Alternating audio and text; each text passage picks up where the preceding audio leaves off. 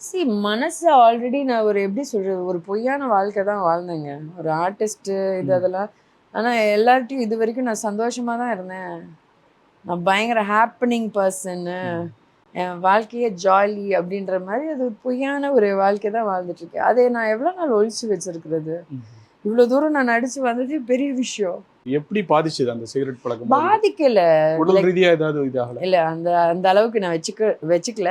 ம். இருந்தாலும் ஃபியூச்சர்ல கண்டிப்பா பாதிக்கும். அந்த அந்த ஒரு இது வேண்டான்னு சொல்லி தான் இப்ப ஒண்ணு ஒண்ணா மாத்துறேன். வெளிய எப்படி வந்தீங்க? ஏதாவது தியானம் பண்ணீங்களா? இல்ல ஏதாவது கடவுள் எனக்கும் நம்பிக்கையா? எனக்கும் தியானத்துக்கும் சம்மந்தம் சம்பந்தமே இல்ல. இல்ல. எப்படி வரீங்க? வெளியில அங்க வரீங்க? பாத்தீங்களா கடவுள் தான். என்னன்னா ம். என் ஃபோன் பாத்தீங்கன்னா இந்த நோட்ஸ் வச்சிருப்போம்ல. ம். எப்பவுமே அங்க ஒரு ஸ்பெஷல் பிரேயர்ஸ்ன்னு ஒண்ணு வச்சிருப்பேன். ம். பைபிள் எல்லா நாள் ராத்திரி ஆல்மோஸ்ட் 35 இயர்ஸ் என்ன நடந்தாலும் ம். பைபிள படிப்பேன். அவ்வளோதான். ஐ டாக். இப்போ தனியா இருந்து வாழ்ந்து பாருங்களேன், உங்களுக்கு நிறைய தனியா பேச தொடங்குவீங்க.